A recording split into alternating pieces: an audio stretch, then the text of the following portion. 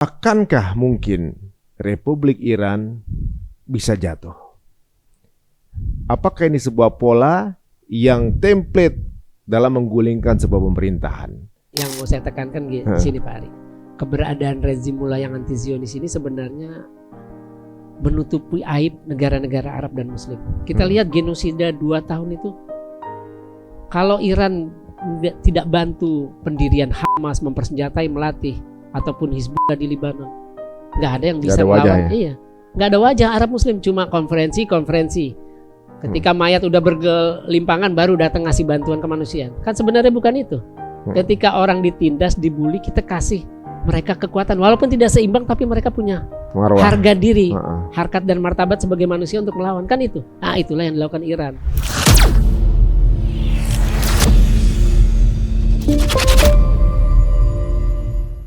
Kita akan tanya dengan ahli politik yang juga udah sering menjadi narasumber kita di Cerita Untung, Bang Faisal. Assalamualaikum warahmatullahi wabarakatuh. Waalaikumsalam.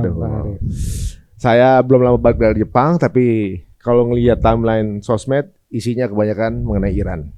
Nah, Bang, ini saya langsung mau to the point nih, Bang. Apakah ini sebuah rencana satu pihak lagi? Kita tahu dari zaman dulu sampai sekarang itu Zionis bentuknya itu macam-macam kan bentuknya. Pelakunya tetap sama gitu, orangnya itu aja kan. Dalam menjajah Irak, menjajah Libya, menjajah Venezuela, dia juga pelakunya kan. Polanya sama tuh. Misalnya gini, Irak lu ada demo dulu, presiden digulingkan.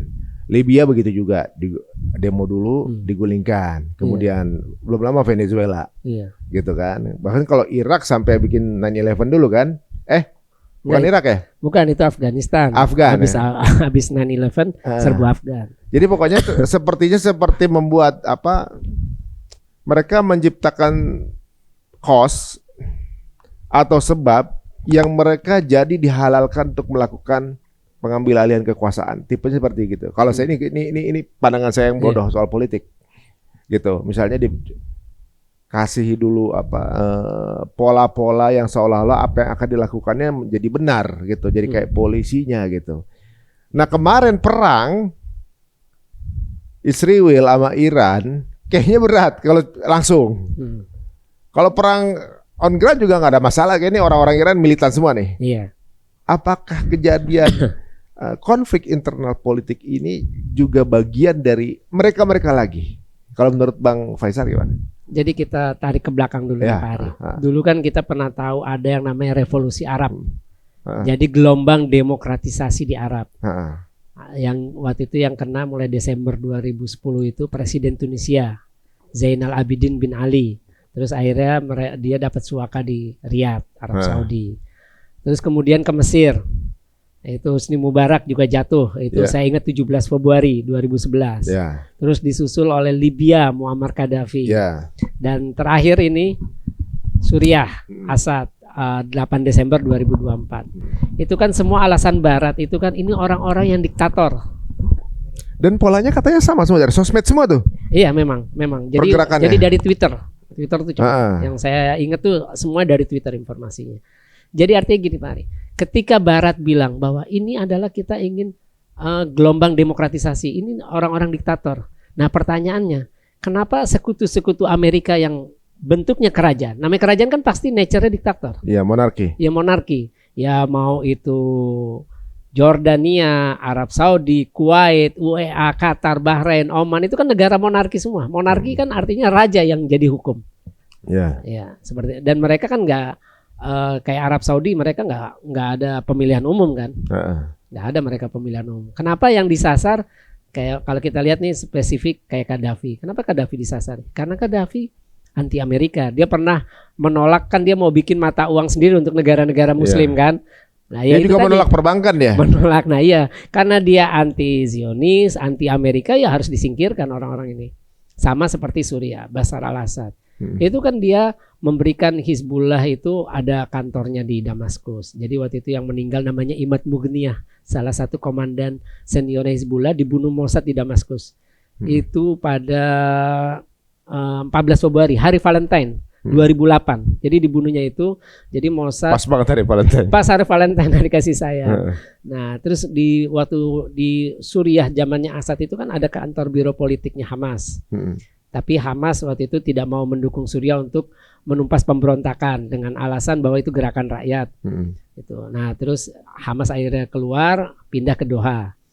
Nah, terus kemudian di sana kan juga ada camp-camp pelatihan buat milisi-milisi Palestina zamannya Assad. Nah, setelah rezim Assad tumbang, itu presiden baru dulu namanya Abu Muhammad Al-Julani, terkenalnya waktu masih di ISIS sama di Al-Qaeda. Setelah itu dia buka nama aslinya Ahmad Hussein Asyara'a. Itu ya dia langsung membubarkan semua camp, tutup semua camp pelatihannya milisi Palestina, mau itu Hamas, Jihad Islam, PFLP, DFLP, itu kan milisi-milisi Palestina yang ada di Suriah waktu zamannya Assad itu ditutup semua. Semua sayap militer faksi Palestina harus dibubarkan, kan itu. Senjata juga harus dilucuti. Nah, jadi ada perubahan di situ. Nah, saya melihatnya begini, Pak Ari. Gelombang demokratisasi itu sebenarnya mereka itu bukan gelombang demokratisasi yang real, yang versi barat itu. Tapi untuk menyasar orang-orang yang dianggap anti Amerika, anti Zionis. Makanya Assad jatuh. Nah, selain Suriah, itu target utamanya terakhir itu Iran. Kenapa Iran? Karena ini negara yang membuat proksi-proksi anti Israel. Kita tahu Iran mendukung Bashar al-Assad di sana. Jadi dulu tuh pelatihan Hamas, Jihad Islam itu dilatihnya di Suriah, Pak Ari. Ya mereka, Iran itu mengirim Garda Revolusi Iran atau Hizbullah untuk melatih Hamas dan Jihad Islam. Karena Hizbullah lebih senior kan. Hizbullah itu kan dibentuk itu atas bantuan Iran juga. Itu pada tahun 1982. Hamas 1987. Jadi bedanya 5 tahun, lebih senior itu. Nah, Iran ini kan kita tahu, Iran dari sejak setelah kemenangan revolusi Islam Iran Februari 1979, Khomeini kan sudah declare di hari awal setelah kemenangan. Kemenangan revolusi Islam itu atas monarki Shah Muhammad Reza Pahlavi yang sekarang Reza Pahlavi itu. Yang anaknya Reza Pahlavi yang tinggalnya di Virginia, Amerika. Nah, itu kan dari awal udah mendeklarasikan kita ini anti Zionis. Kalau anti Zionis otomatis anti Amerika. Bahkan rezim yang baru ini, rezim Islam, rezim Mullah Iran ini, itu kan dia bersumpah untuk menghancurkan Israel. Bukan hanya anti Israel, tapi bersumpah menghancurkan. Nah, bukan sekedar deklarasi doang, bukan omon-omon lah istilahnya. Iran ini membantu pendirian Hamas, Jihad Islam, terus juga Hizbullah.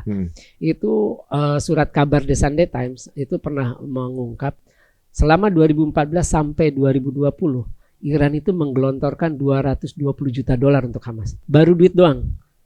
Belum pelatihan, belum senjata. Itu di awal-awal lebih intensif.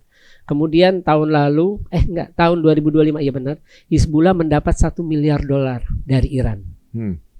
Jadi Iran itu karena mereka udah mendeklarasikan anti Zionis, ya mereka konsisten. Mereka akhirnya membantu, mendukung baik secara politik, ekonomi, militer, Hamas, Jihad Islam maupun Hizbullah. Makanya ketika konferensi di KTT Gabungan Liga Arab dengan Oki di Riyadh itu akhir 2024, itu ada 2 usulan Iran yang tidak disetujui oleh seluruh anggota Oki maupun Liga Arab. Pertama adalah mempersenjatai milisi-milisi di tepi barat. Kalau di Gaza kan udah ada. Tepi barat itu usulan Iran. Yang kedua, blokade ekonomi bagi Israel. Bekukan hubungan untuk negara-negara anggota Oki. Ya kan kita tahu ada 14 negara anggota Oki yang udah punya hubungan dengan Israel. Itu usulan Iran nggak ada yang diterima. Ketika perang Gaza kemarin itu kan 2 tahun genosida terjadi di Gaza. Nah karena Iran dari awal sudah anti Zionis, ya buat Amerika ya inilah sasaran terakhirnya, inilah kepalanya ini. Ini yang paling kuat, ini yang harus kan. Tapi kan ternyata Trump juga akhirnya juga enggak. Ya kalau kita lihat dia batalin serangan kan awalnya dia akan nyerang, kalau terus membunuh demonstran kita akan ini kan itu ancamannya Trump. Tapi kenyataannya Trump juga gentar. Kan kalau kita lihat ya fitnah mau menyerang Iran itu udah lama sudah kan, kayak dari zaman Bapak Netanyahu ini muda. Kan dulu dia udah bilang udah berapa ini Iran harus diselesaikan biar Timur Tengah ini tenang karena punya nuklir bla bla bla gitu. Videonya banyak banget itu, gitu kan. berbagai, ternyata nggak terbukti juga. Iya. Terus dia pakai campaign apa lagi untuk mengajak dunia memusuhi Iran? Ya kalau kita lihat tadi demo terakhir itu kan 2 mingguan itu yang demo anti rezim akhirnya dibalas dengan demo pro rezim mulai Senin itu kan 12 Januari. Itu yang dipakai Amerika kan bahwa kebebasan, hak asasi manusia, ya kan, hak kebebasan berpendapat. Padahal demokrasi di Amerika sendiri udah ambruk sejak zaman Trump. Kita tahu ketika Trump kalah sama Biden waktu pemilu itu kan pendukung Trump nyerbu ke Gedung Putih. Itu kan ramai Amerika, heboh. Terus ketika kampus-kampus di Amerika mahasiswanya demo, itu kan dipukulin, dibubarkan paksa. Apa itu yang namanya demokrasi? Padahal mereka demonya dengan, maksudnya demo damai, nggak ada melakukan kerusakan atau apapun, cuma mengecam genosida dan dukungan Amerika terhadap genosida yang dilakukan Israel. Tapi kan tetap ditangkepin.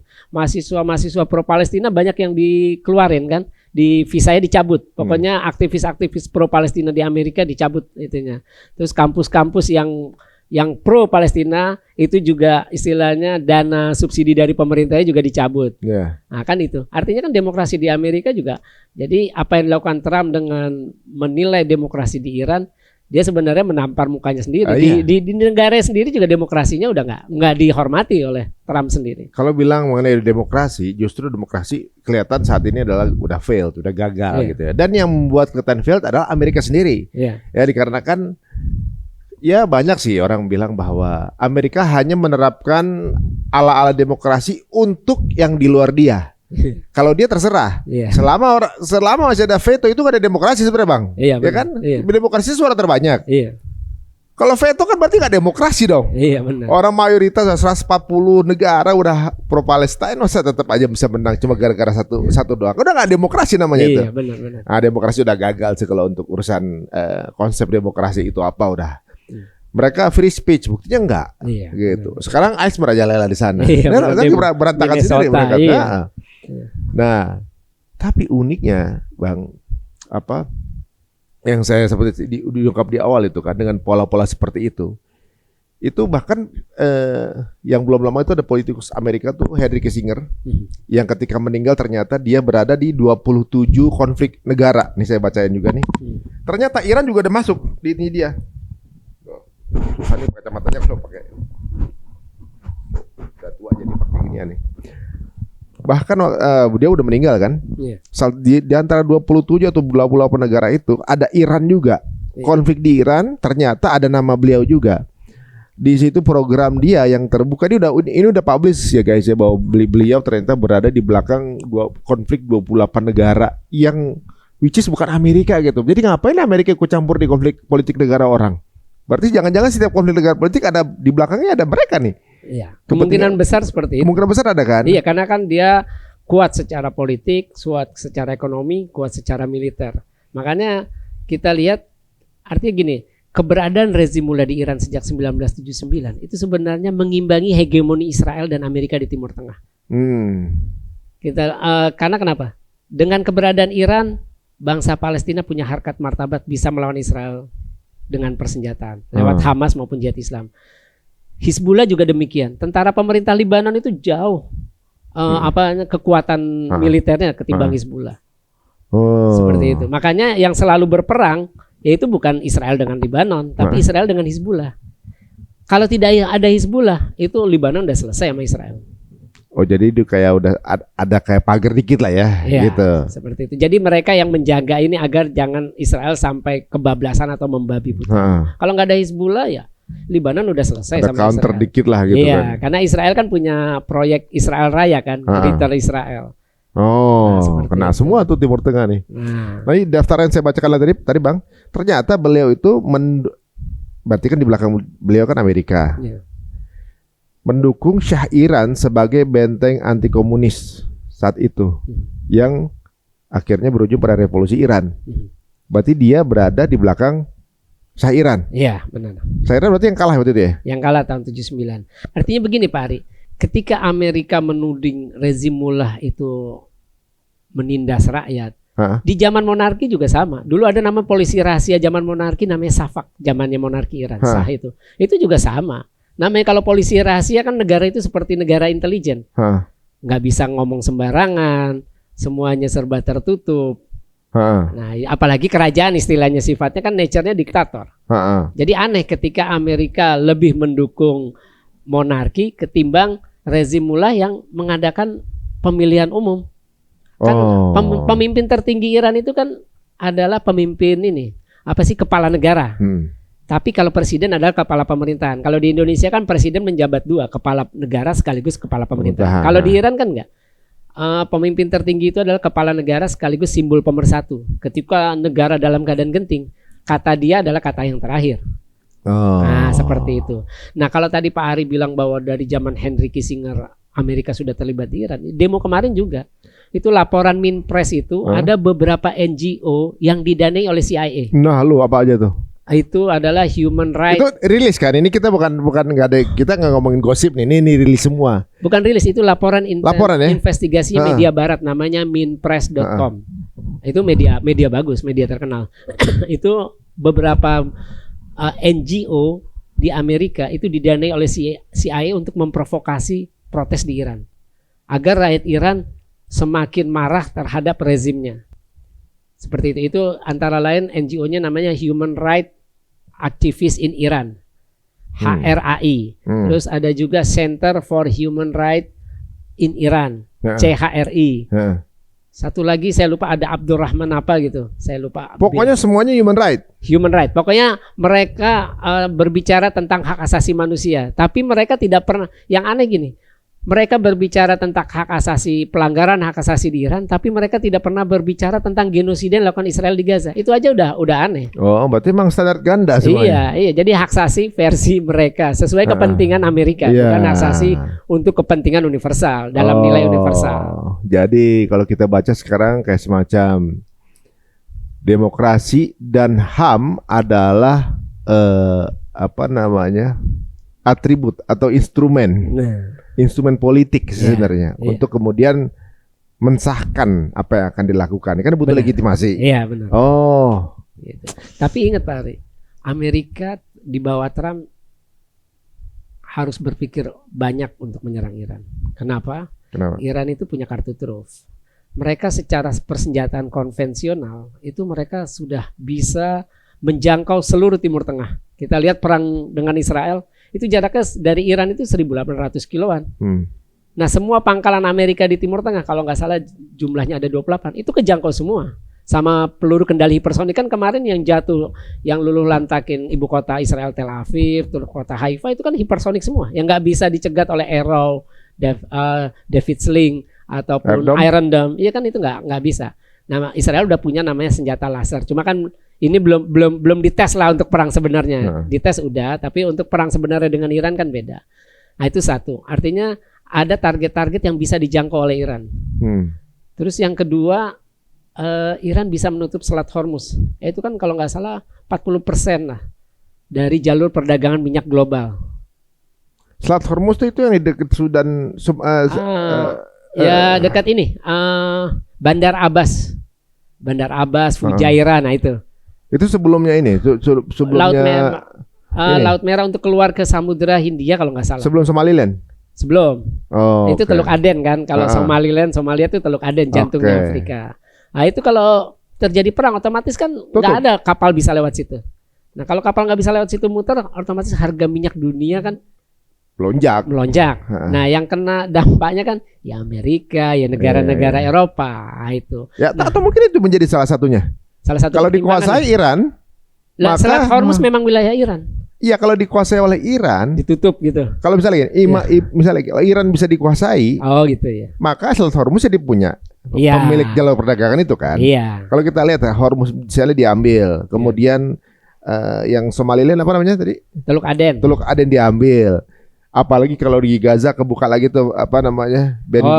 Ladang gas. Yang Ben Gurion dibuka misalnya. Tel Aviv. Ini bandaranya. Bukan, mau bikin terusan kayak terusan Suez, gitu. Sebelahnya lewat Gaza terusan apa namanya?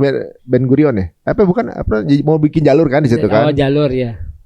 Itu kan dia nguasain perdagangan daerah situ minyaknya. Iya, pasti. Jadi pemiliknya. Iya.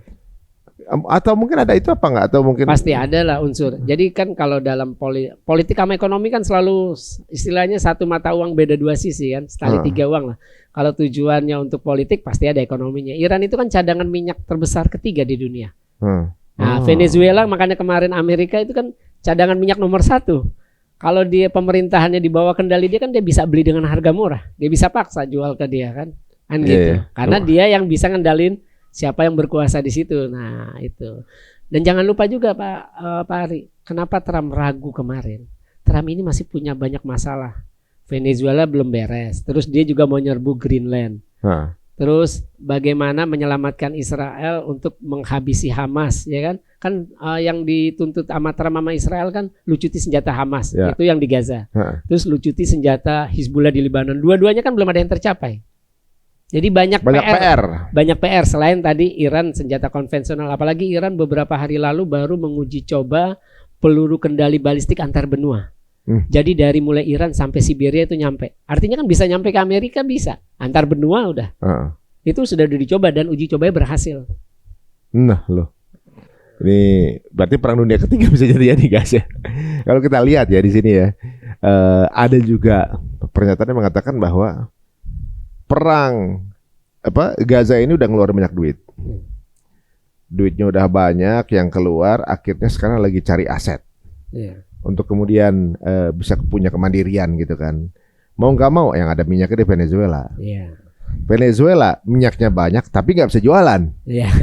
Itu dijajah. Alasannya terserah dia. Iya benar. Gitu. Greenland juga gitu. Alasannya mau diambil sama Rusia sama Cina. Padahal mereka Rusia sama Cina nggak pernah ada niat. Nggak ada niat gitu.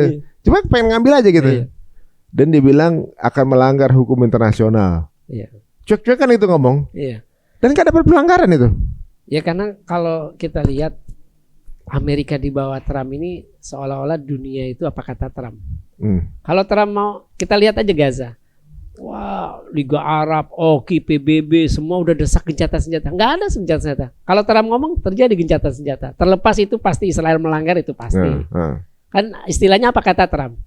Terus tiba-tiba Trump bilang, oke, proposal perdamaian di Gaza intinya semua merugikan Hamas. Tiba-tiba Israel yang jadi pelaku genosida, tapi tidak ada sanksi buat Israel sama sekali. Hamas yang berjuang melawan pelaku genosida malah disuruh lucuti senjata, menyerah. Itu kan aneh. Nah itu semua apa kata Trump semua kan. Iya. Terus yang anehnya lagi ya negara-negara Arab dan Muslim pada mendukung itu, termasuk Indonesia. Kayaknya pada main aman ya. Iya pasti. Apa memang masih menakutkan Amerika? Kita tahu, saya lupa kasusnya ketika Amerika nerapkan tarif kan, Indonesia buru-buru ngirim ini, ya kan? Nah itu kan artinya yang dipakai sama Trump selain instrumen politik, instrumen ancaman militer, itu instrumen ekonomi yang dipakai. Salah satunya tarif. Bukannya waktu ngancam Cina nggak takut? Ya Cina lain, posisinya setara lah dengan Amerika kan. Cina, Rusia setara. Tapi kalau negara lain kan nggak setara. Seperti itu. Jadi Trump nih kelihatannya udah mulai dia itu merasa saya nih kaisar dunia, saya yang bisa nentuin, saya mau nyerbu, ini kan gak ada yang bisa ngapa-ngapain. Ketika Trump melanggar kedaulatan sebuah negara berdaulat seperti Venezuela, itu kan Dewan Keamanan gak bisa apa-apa ngasih sanksi.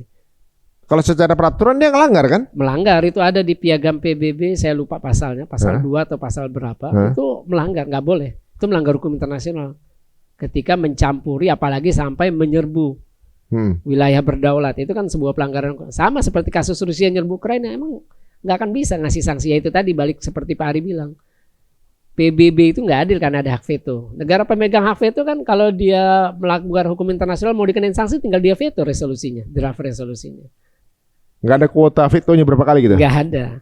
Amerika itu untuk kasus Israel, itu Amerika dari tahun 73 itu mungkin ada 50 lebih udah ngasih veto. Ngasih veto hanya untuk urusan Israel doang, Israel Palestina.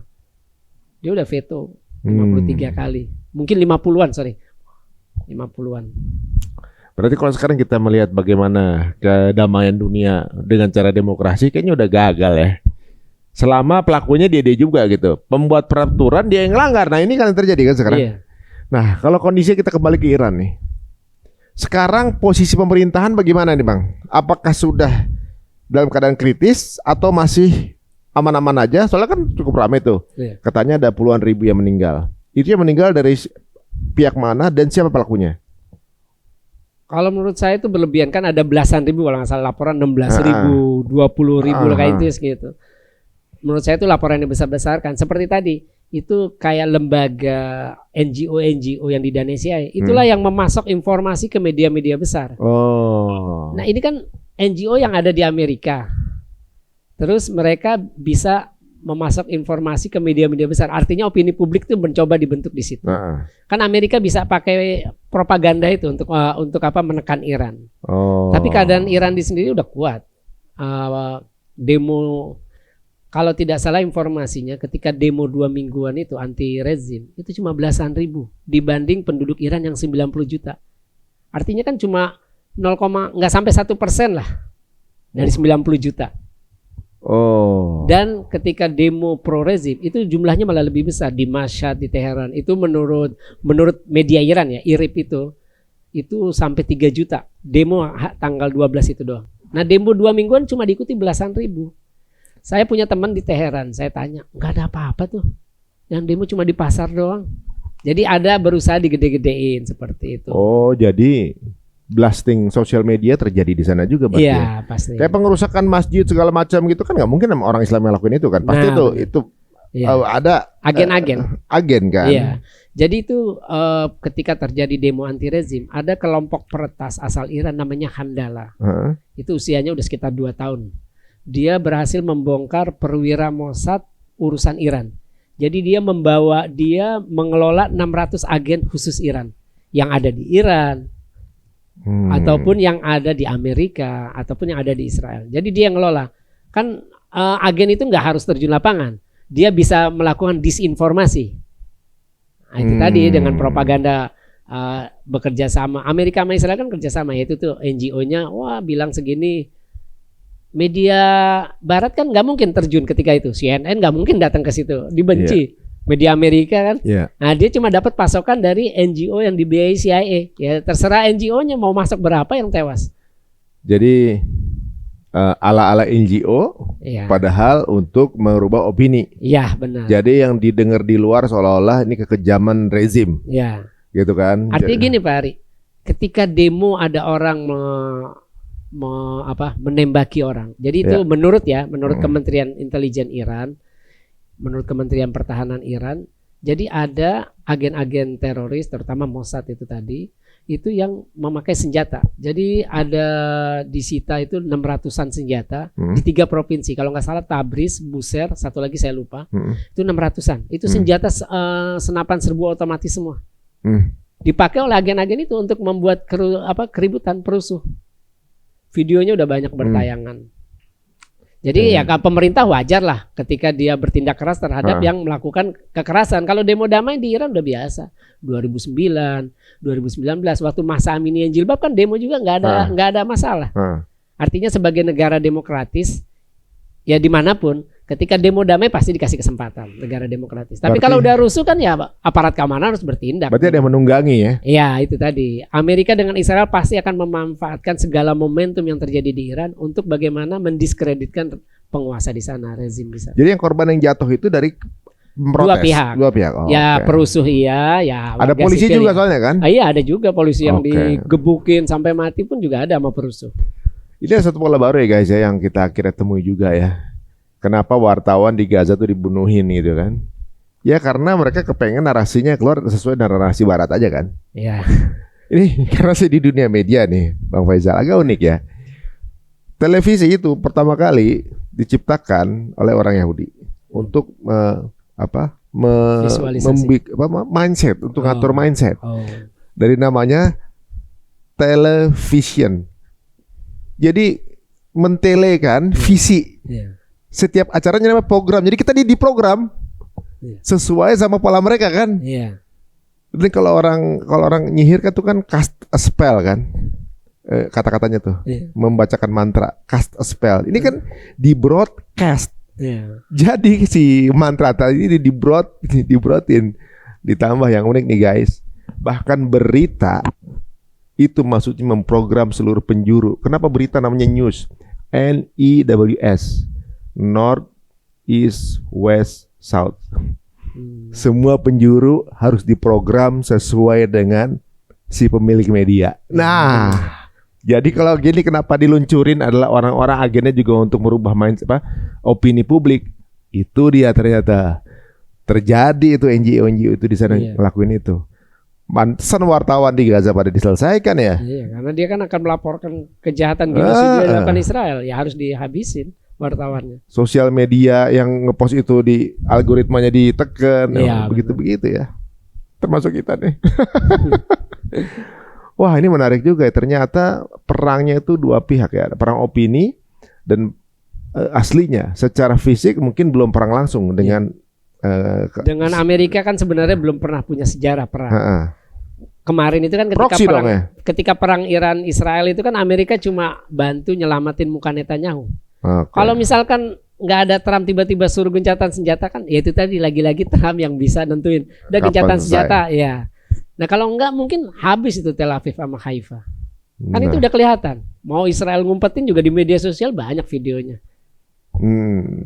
Jadi sekarang kita dapat penggambarannya guys. Jadi kalau kita ada ketika beritanya itu kelihatan seperti gimana, kita mesti cross check dulu ya, ibaratnya. Jadi seolah-olah ada pemerintah kemudian membunuhi warga tuh nggak benar terjadi berarti? Enggak. Itu pengkhianat gitu ya? Atau bentrok di lapangan? Ya bentrok di lapangan bisa. Ya namanya situasi rusuh biasa kan.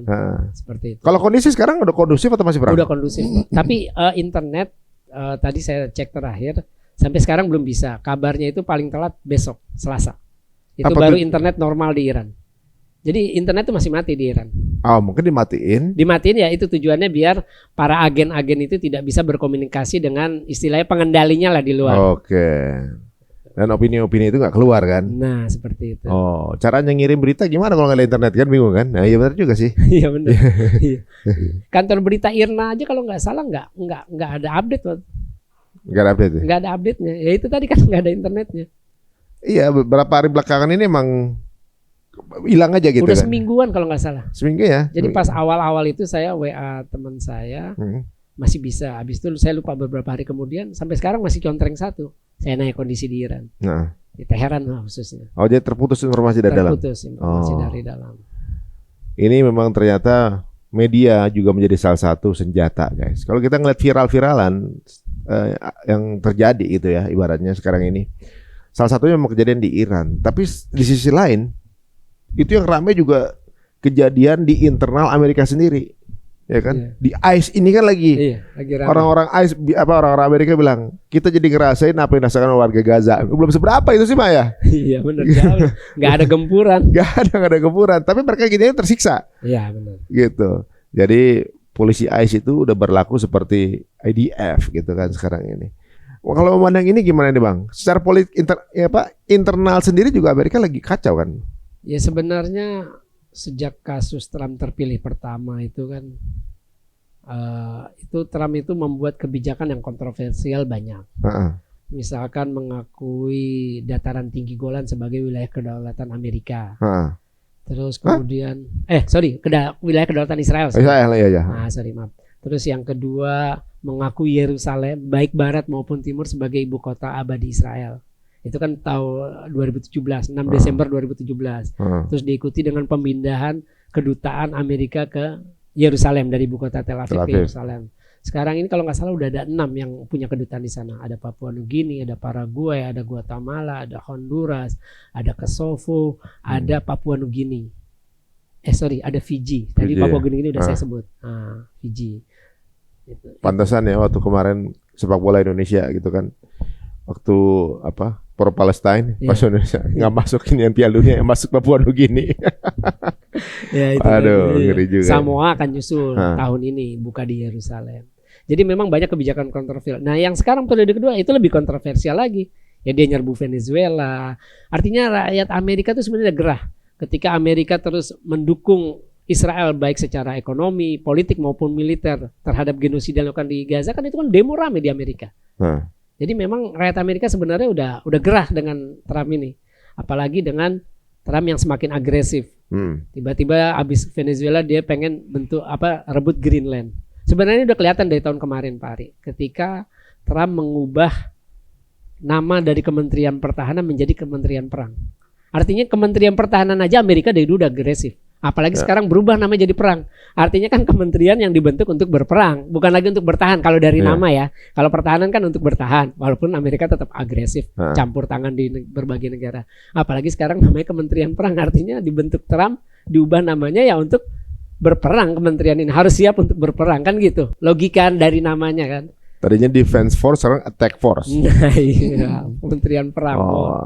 Ini kayak kembali ke zaman-zaman belum ada PBB ini kayaknya. Iya benar. Ya zaman dimana yang kuat nyaplok gitu kan. Iya. Tapi memang Pak Ari dari awal itu kan ketika hukum internasional ini dibuat oleh negara-negara besar.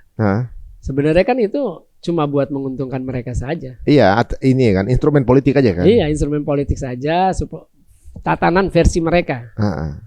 Padahal kenyataannya negara-negara lemah tetap tertindas sama mereka. Iya, maksudnya ketika menjajah pun ada legitimasi legalnya untuk ngelakuin itu. Nah, yang menariknya di sini saya habis baca berita kalau Eropa ada kemungkinan merapat ke Rusia. Oh, benar? Terakhir yang saya ingat tuh Kanada Perdana Menterinya hubungi Cina, datang kalau nggak salah lupa. Ingin mempererat kembali hubungan yang dulu seolah-olah dilupakan lah. Ya dengan keadaan Trump ini artinya gini. Trump bisa nyerbu Venezuela, ketika dia ngomong Greenland kan artinya bisa ngambil Greenland. Artinya Eropa tuh merasa terancam. Ini kan Greenland bagian dari Denmark. Kan? Eropa bisa terancam loh. Kok ini udah sembarangan dia ngambil istilahnya tetangganya sesama benua Amerika ini mau ngambil Eropa. Ya ada kemungkinan kan ada wacana bubar aja NATO kan. Kalau misalkan begini kan. Apalagi Trump sudah dengan pongah bilang saya tuh tidak mengakui hukum internasional. Nah iya itu dia. Saya baru baca kemarin kalau nggak salah Perancis ya ingin membuka dialog dengan Rusia kalau nggak salah ya. Yang mereka nanti mungkin saya cross check lagi entah Rusia apa Cina ya. Pokoknya Rusia kalau nggak salah pokoknya apa namanya FU-nya atau bukan ally-nya Amerika bahwa mereka udah capek dengan ketidakkonsistenan Trump. Gitu. Jadi mereka akan membuka komunikasi dengan Rusia kalau saya nggak salah. Dan kalau Perancis ngebuka, Perancis itu sama Inggris kan gampang banget nyetrumnya nih. Perancis oke, Inggris oke gitu kan. Apa mungkin ini udah penggambaran semacam sinyalemen kalau Eropa udah mulai terancam dengan Amerika. Artinya gini Pak Ari, Eropa itu kan terkenal dengan bagaimana penegakan HAM-nya, penghormatan HAM. Yang dilakukan Trump 2 periode sama ini kan itu kan pelanggaran HAM, nggak ada sama sekali. Dia tiba-tiba nyerbu Venezuela. Ini kan artinya gambaran ini tadi yang seperti Pak Ari bilang, terus Kanada juga berbicara ingin mempererat hubungan Cina. Artinya ini sekarang mulai ada tanda-tanda dunia itu sekarang tuh dunia pengen lawan Trump. Trump kan sudah merasa seperti seorang kaisar dunia. Ya seperti ya karena dia bilang saya tidak lagi mengakui hukum internasional kan seolah-olah dia mau menegaskan saya ini kaisar dunia, saya yang nentuin semua. Penguasa dunia. Penguasa dunia. Ya inilah yang membuat akhirnya negara-negara Eropa sadar bahwa mereka nih harus melawan Trump, kalau enggak bahaya ini orang ini kalau terus berkuasa. Nah dia di dalam negeri sendiri kan mereka rakyat Amerika sudah merasakan bagaimana Trump ya, dengan ICE tadi, terus kemudian demo-demo yang pro Palestina dibubarin paksa, mahasiswa aktivis pro Palestina mahasiswanya dicabut visanya untuk keluar mahasiswanya. Nah itu kan udah merasakan mereka. Ya mereka dengan bebas. Kalau ada tetangga yang mengadu bahwa ini imigran nih tetangganya, maka ICE bisa nyeruduk ke sana. Nah sekarang ini kan antara warga saling curiga nih. Iya benar. Saling curiga ini bisa perang saudara nih lama-lama nih. Iya, warga pendatang curiga. Ini saling adu-aduan. Either siapa yang ngaduin duluan dia yang selamat kan gitu kan. Jangan-jangan dua-duanya pendatang nih supaya dia nggak diserang, dia aduin tetangganya yang lain kan gitu kan. Nah, ya emang berbahaya itu. Iya, sampai ada mantan pemain Superman ikutan pro ICE gitu. Sedangkan dia sendiri masih ada keturunan darah yang di luar itu kan, ini unik banget nih. Aduh, kalau kita lihat ya Amerika, Australia itu kan tipe-tipe polanya mirip sama Israel kan. Bagaimana warga asli di genocide, terus mereka bikin wilayah kan begitu mirip kan? Aslinya Amerika apa namanya Indian, Native American, di genocide bikin negara. Australia aborigin, di genocide bikin negara. Israel pun begitu sekarang. Mereka, dia takut berontak gitu. Amerika Latin itu kan Native American semua tuh. Iya. Ada kemungkinan nggak? Ya kalau Amerika Latin itu kan modelnya tuh mereka pro teologi pembebasan ya. Artinya ketika ada sebuah bangsa ditindas, ya mereka akan membela bangsa penindas itu. Makanya nggak heran Kolombia, Chile itu kan mereka kan sangat, Bolivia itu kan sangat mendukung perjuangan Palestina pemimpinnya. Dan mengecam kejadian Venezuela ini kan? Iya, mereka mengecam pasti. Ya Trump ini sebenarnya udah mulai menjadi musuh dunia lah. Ketika apalagi dia dengan pongat terakhir setelah Venezuela, dia bilang saya udah nggak menghormati, tidak perlu lagi hukum internasional. Itu kan udah sangat menantang dunia namanya. Padahal posisi Amerika dengan negara manapun di dunia menurut hukum internasional setara kan, sama-sama negara berdaulat. Ya nggak boleh sesama negara berdaulat menyerbu negara berdaulat. Tapi ada ini statement dari Israel katanya, kalau Iran sudah ditaklukkan, Iran sudah berganti dengan kekuasaan yang lebih bisa berkomunikasi, maka Timur Tengah akan damai katanya. Dan berikutnya tinggal mendisiplinkan Arab Saudi, begitu katanya. Nah ini yang mau saya tekankan di sini Pak Ari. Keberadaan rezim mula yang anti Zionis ini sebenarnya menutupi aib negara-negara Arab dan Muslim. Kita lihat genosida 2 tahun itu, kalau Iran tidak bantu pendirian Hamas, mempersenjatai, melatih, ataupun Hizbullah di Libanon, nggak ada yang bisa melawan. Iya, nggak ada wajah Arab Muslim, cuma konferensi.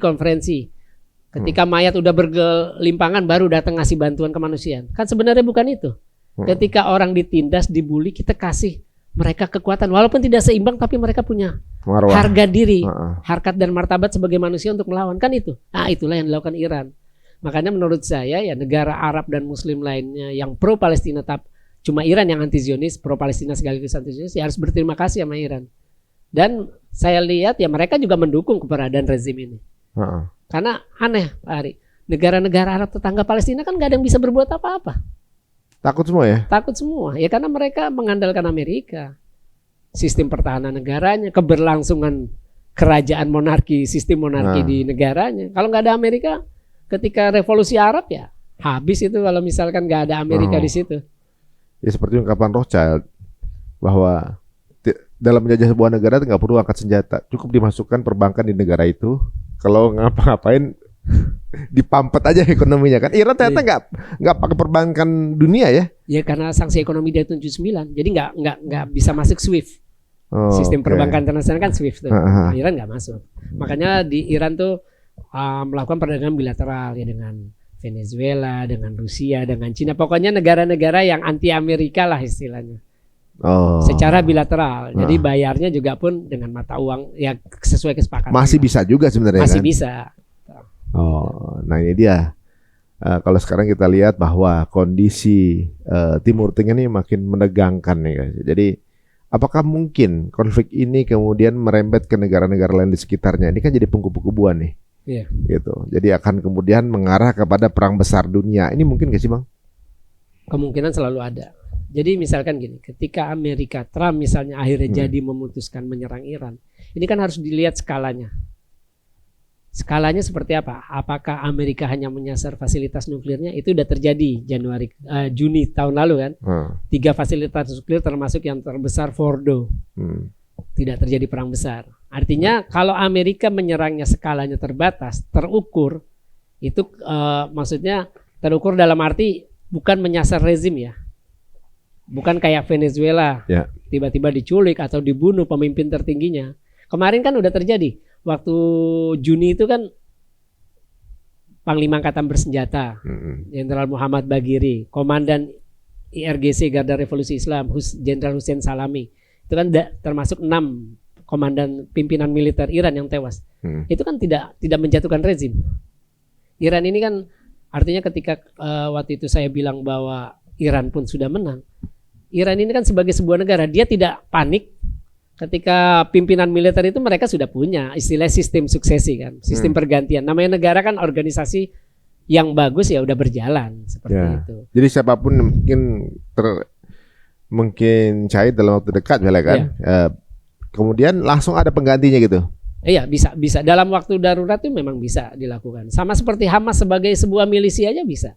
Ismail Haniyah tewas, Yahya Sinwar. Nah ini kan lagi cari pengganti. Kalau nggak salah bulan ini akan ada ketua umumnya Hamas. Mungkin udah ada cuma belum diumumin aja kali ya. Nah itu saya nggak tahu. Terakhir saya hubungi kepala perwakilan Hamas di Malaysia, ya katanya sih bulan ini pemilihannya. Dua calon kuatnya Khalid Misya'al sama Khalil Al-Hayah. Khalid Misya'al ini tanda kutip yang di bagian diplomasi di luar negeri. Khalil Al-Hayah dulu gedenya di Gaza. Dia itu wakilnya Sinwar. Dua-duanya sebenarnya ya orang-orang udah ada gitu. Walaupun mereka dilantik pun yang penggantinya mereka pun udah disiapin juga ya. Iya. Sudah ada. Apa sih sistem suksesinya udah ada. Apalagi negara sebesar Iran. Nah, kalau sekarang kondisinya berarti udah kondusif, balik seperti semula. Dan berarti gagal dong sudah gagal. Apa yang dilakukan upaya Amerika memanfaatkan momentum yang terjadi di Iran, momentum demokrasi, upaya Israel itu sudah gagal. Sudah gagal.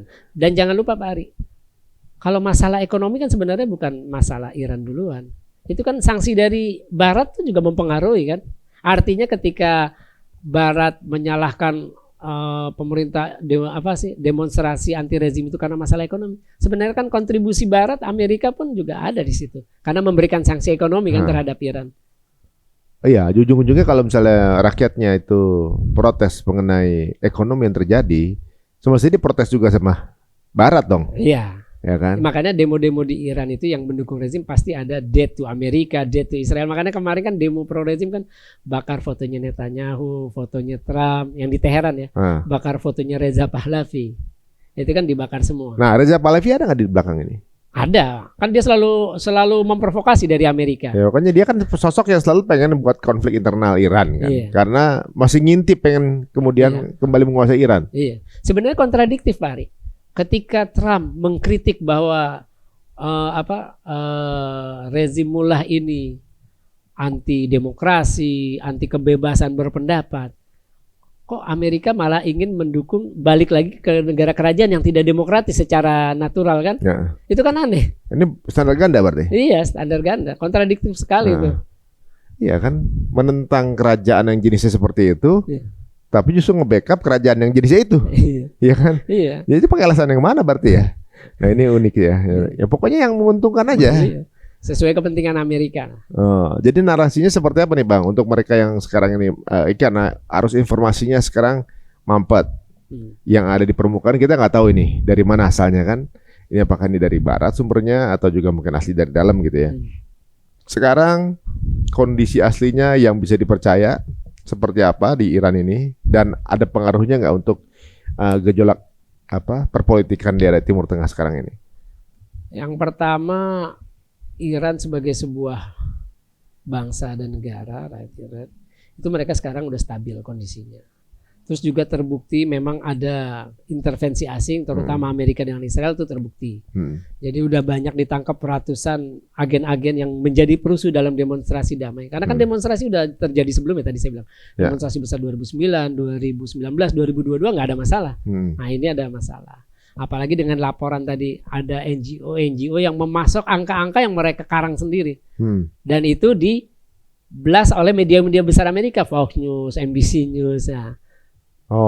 Seolah-olah Iran sedang diperintah oleh orang yang patut diturunkan kan gitu jadinya kan di narasi di mata dunia seperti itu. Oke. Nah kalau kita lihat kenapa Iran ini kalau istilahnya rezim mullah ini masih ada sisi positif, ini bisa dilihat Pak Ari dalam hal nuklir ya. Karena kan Amerika dengan Israel selalu menuding Iran itu mengembangkan senjata nuklir seperti waktu Saddam 2003 kan alasan itu walaupun nggak pernah terbukti. Kalau Iran memang mengembangkan senjata nuklir, mereka tidak pernah memberikan IAEA tim inspeksi untuk datang. Kan Iran dari awal sudah, ayo datang, boleh cek sendiri. Apalagi fatwa Khomeini dilarang memproduksi senjata pemusnah massal, nggak pernah dicabut. Itu Khomeini sendiri, nggak boleh kita memproduksi senjata pemusnah massal. Istilahnya haram lah, dosa. Karena yang mati pasti jumlahnya ribuan, puluhan ribu. Itu fatwa itu belum pernah dicabut sampai sekarang. Artinya tuduhan bahwa rezim ini adalah kejam, biadab dalam konteks nuklir ya, itu tidak terbukti. Nah Amerika malah sudah melakukan Malah mereka sudah pernah menjatuhkan bom nuklir 2 kali di Jepang kan, Hiroshima dan Nagasaki Agustus 1945. Itu tidak pernah ada sanksinya.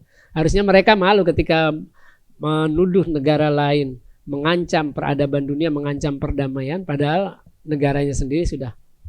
Iya. Kalau dibilangin hukum ya mestinya dihukum duluan dia kan. Iya. Gak boleh pakai senjata nuklir. Nah, dia juga yang mencobain pertama kali, tapi dia juga polisinya sekarang ini. Iya.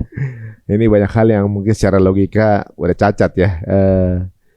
Di mana polisinya juga pelaku ya wasitnya juga pemain. Nah ini dia yang terjadi di perpolitikan internasional. Tapi kalau terjadi gejolak itu, Iran kemudian teroccupied, gitu. Apa dampaknya untuk Indonesia? Atau konfliknya jalan terus? Apa dampaknya buat Indonesia? Dampaknya pasti minyak. Kita kan net importir murni kan untuk BBM. Ya pasti harga-harga naik, itu berpengaruh terhadap harga transportasi, ya otomatis barang dan jasa pasti naik. Daya beli masyarakat akan makin turun yang sekarang udah lemah. Itu pasti itu yang ini.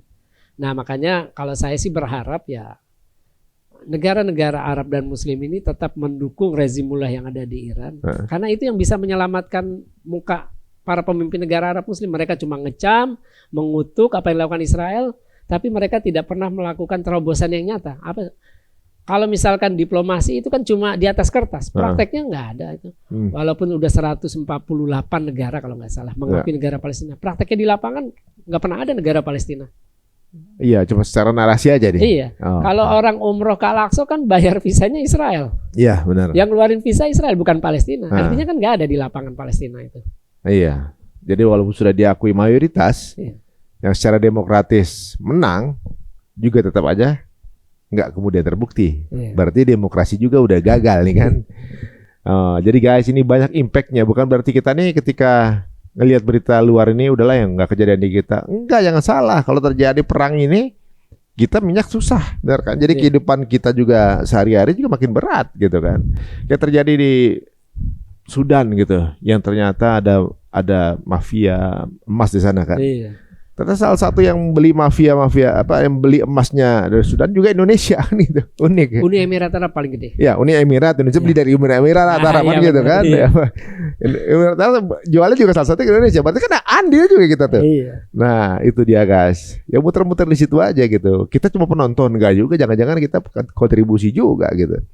Terima kasih nih Bang untuk masukannya dan juga infonya yang sekarang ini kita bisa melihat bahwa kondisinya sekarang sedang menegangkan dan mudah-mudahan nggak punya impact apa-apa ke Indonesia, dan siapapun itu yang memenangkan dalam konstelasi ini bukan yang merugikan negara kita lah minimal. Ibaratnya ini udah bagus yang udah berjalan ini kan, semua di negaranya masing-masing gitu kan, semuanya jadi berantakan cuma gara-gara orang pengen nguasain semuanya, benar nggak? Iya. Jadi kalau misalkan ada orang yang bilang, wah nggak ada itu campur tangan asing di Iran, itu nggak benar. Semua konflik di Timur Tengah itu pasti ada intervensi Amerika, karena di situ ada sekutunya Israel. Jadi siapapun negara yang mengancam kepentingan Amerika di situ, ya itu ya harus diintervensi. Kalau bisa ya digulingkan penguasanya. Itu dia. Jadi ibaratnya untuk yang belum lihat tayangan YouTube kita sebelum-sebelumnya, bagaimana ada satu visi The Greater Israel ya, yang mencakup negara-negara Timur Tengah.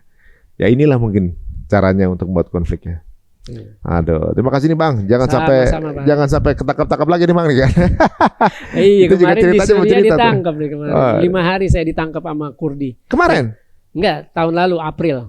Saya ditahan sama pasukan SDF yang sekarang udah kalah nih sama pasukan Suria. Kan sekarang Suria kemarin kan udah di Aleppo udah nguasain tuh Syekh Mas'ud sama saya lupa satu lagi namanya. Nah, sekarang mereka udah sampai Raqah. Jadi udah jadi Kurdi udah nggak ada. Kurdi tetap ada, sekarang gencatan senjata. Mereka diminta untuk sukarela bergabung dengan pasukan pemerintah, militernya ya. Nah itu kalau nggak salah ada tawaran untuk Panglima Angkatan Bersenjata Kurdi SDF itu namanya Mazlum Abadi untuk jadi kalau nggak salah Gubernur Hasaka atau Gubernur Raqah. Raqah ini kan provinsi. Jadi di kuasai SDF itu ada 3 provinsi. Provinsi Dair Az-Zur, ini semua di timur laut Suria yang berbatasan dengan Turki. Provinsi Hasaka dan Provinsi Raqah. Nah saya ditangkap itu di Dair Hafir. Dair Hafir itu 1 jam dari kota Aleppo, 1 jam sebelum kota Raqah. Jadi waktu pas saya mau ke sana ditangkap. Tahun berapa tuh? Tahun kemarin? April 2025 itu kita 5 hari ditahan di kantor intelijennya Kurdi. Disangka apa? Mata-mata. Karena banyak orang Indonesia yang gabung sama ISIS. Kan dulu kan waktu perang pemberontakan di Suriah kan Turki buka semua jalur. Lo kan udah gak ada ISIS tahun lalu. Masih ada Pak Ari. Jadi kemarin itu terakhir itu ISIS itu sejak presiden baru, rezim baru di Suriah itu 2 kali melakukan serangan. Pertama itu serangan kepada ya terhadap rezim yang baru. Pertama ya untuk mengganggu kestabilan lah. ISIS mau ngasih tahu saya ini masih ada. Oh. Jadi bom ledakan bom di dalam Masjid Ali bin Abi Thalib di Homs. Terus terakhir itu bom bunuh diri anggota ISIS di Aleppo waktu malam tahun baru ketika mau diperiksa oleh patroli keamanan. Jadi dia kabarnya mau ngebom gereja di Aleppo, bom bunuh diri di sana. Keburu ketahuan, akhirnya 2 tentara Suriah tewas, 1 luka. Oh gitu. Ya, jadi tantangan dari rezim baru di Suriah itu banyak. Ya SDF itu tantangannya sekarang mereka sedang hadapi. Ya, belum lagi ada ISIS, belum lagi ada Al-Qaeda. Sedangkan karena kan pasukan yang rezim baru ini juga jebolan sana. Iya. Jebolan ISIS, jebolan Al-Qaeda. Artinya bagaimana mengubah mindset. Presidennya udah nih berubah moderat ya. Itu kan walaupun beberapa spekulasi itu cuma ganti baju doang ada. Tapi kan untuk mengubah semua anggotanya yang sekarang ada di sana itu kan nggak mudah. Mengubah ideologinya. Butuh waktu dan juga keadaan kalau nggak salah kan lagi berbenah diri dulu kan baru pemerintahannya. Iya, mulai Desember kan 8 Desember 2024 jatuh tuh. Ya udah setahunan lah. Hampir ya. Udah setahunan ya, setahun ya. Nah, pengalaman saya gini Pak Ari, ketika saya di Masjid Umayyah, itu kan ada makam bekas kepala Imam Husain tuh, makam kepala Imam Husain di dalam Masjid Umayyah. Selain ada kuburnya Nabi Yahya. Itu waktu habis ziarah di sana dengan ditemani beberapa mahasiswa. Kita dicap Syiah, ada orang dengan gaya jihadis. Ngecap kita Syiah gara-gara kita ziarah di sana. Bukannya kuburan itu ada di Masjid Mesir ya? Ya ada yang bilang di kepala di Mesir, tapi makomnya bekas kepala kan sebelumnya katanya di situ. Oh gitu. Jadi masih ada tempatnya makomnya, bukan kubur ya makom. Makom ya, petilasan. Makom, ya, yang pernah disinggahi kan sebutnya makom. Nah itu kita habis ziarah di situ langsung dicap Syiah, dibilangin syirik kayak gitu lah. Iya. Jadi ya itu tadi artinya di dalam rezim Suriah ini sendiri ya ideologi itu tetap ada. Dan ini tantangan maksud saya, tantangan bagi rezim baru bagaimana supaya pasukan jebolan ISIS, jebolan Al-Qaeda itu ya menjadi moderat. Tapi butuh waktu kayaknya ya. Ngubah ideologi seseorang kan gak gampang. Ditambah ya kalau teman-teman misalnya ngelihat ya bahwa ISIS ini kan ya 1 dekade terakhir ini kan satu momok yang bisa dibilang ya di dunia politik ini kayaknya ya mencoreng nama Islam lah ya, seolah-olah pakai nama Islam tapi nggak tahu kejadiannya kayak gitu. Nah pertanyaannya, ISIS itu dekat banget dengan Israel, tapi nggak pernah nyolek ke sana gitu. Ya, jadi tahu kan siapa yang bikin, yang dibunuh ISIS itu hanya orang Muslim, bayangin. Nah kan itu bisa kita tahu arahnya dari mana buat apa gitu. Ini juga instrumen politik kan. Iya. Waduh, berat guys untuk ngomongin politik Timur Tengah, apalagi kalau sama beliau lebih paham gitu. Dan sini mungkin kita bisa memetakan ya, walaupun ini masih bodohnya politik kita dalam pemahaman, tapi seenggaknya kita agak-agak tahu dikit lah bahwa apa sih yang terjadi di dunia sekarang nih, dan kita mesti doain siapa nih kan gitu, dan apa impactnya untuk negara kita. Mudah-mudahan nggak ada impact langsung yang juga berpengaruh dengan kehidupan kita sehari-hari, dan kita juga dilindungi sama Allah teman-teman semuanya ya. Ya, terima kasih Bang waktunya. Sama-sama. Insya Allah kita akan ketemu lagi di episode berikutnya sambil kita lihat perkembangan lagi. Dan teman-teman jika dirasa menarik monggo silakan share link ini sebanyak-banyaknya ke teman-teman yang lainnya semuanya. Sampai ketemu lagi di Cerita Untung. Assalamualaikum warahmatullahi wabarakatuh. Waalaikumsalam.